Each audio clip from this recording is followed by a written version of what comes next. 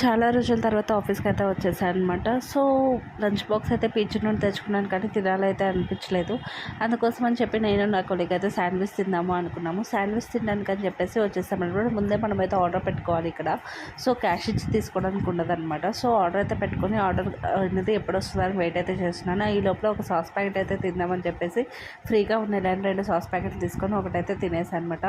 మేము ఆర్డర్ పూర్తి చేసినా కానీ మాకన్నా తర్వాత ఆర్డర్ చేసిన వాళ్ళకి మ్యాగీ అయితే ఇచ్చేసాడు, కానీ మాకు మాత్రం కొంచెం టైం టేకింగ్ తీసుకున్నాడు అనమాట. సో అది తీసుకునే లోపల నేను ఇంకో సాస్ ప్యాకెట్ కూడా కంప్లీట్ అయితే చేసేసాను. వాళ్ళకి మ్యాగీ అయితే ఇచ్చేసిన తర్వాత మాకైతే శాండ్విచ్ అయితే ఇచ్చారు. ఇదైతే ఎగ్ శాండ్విచ్ అనమాట, బాయిల్డ్ ఎగ్ శాండ్విచ్. టేస్ట్ ఎలా ఉంది అనేది అయితే చెప్తాను. నేనైతే 3 సాస్ ప్యాకెట్స్ అయితే తీసుకున్నాను. ఇది వచ్చేసి నాకు 54 రూపీస్ వరకు పడింది. టేస్ట్ అయితే యావరేజ్గా ఉందన్నమాట. మీరు ఎప్పుడైనా ఇలాంటి శాండ్విచ్ ట్రై చేశారా లేదా ఆఫీస్లో అనేది కామెంట్లో చెప్పండి. అలాగే మొదటిసారి మన ఛానల్ చూస్తున్నట్లయితే లైక్ చేయండి, షేర్ చేయండి, సబ్స్క్రైబ్ చేసి పక్కనే ఉన్న బెల్ ఐకాన్ అనేది యాక్టివేట్ చేసుకోగలరు. అలాగే నేను ఒక టీ అయితే తాగేసి కొంచెం సేపు వాక్ చేసి మరలా ఒడిస్లోకి అయితే వెళ్ళిపోయాను అనమాట.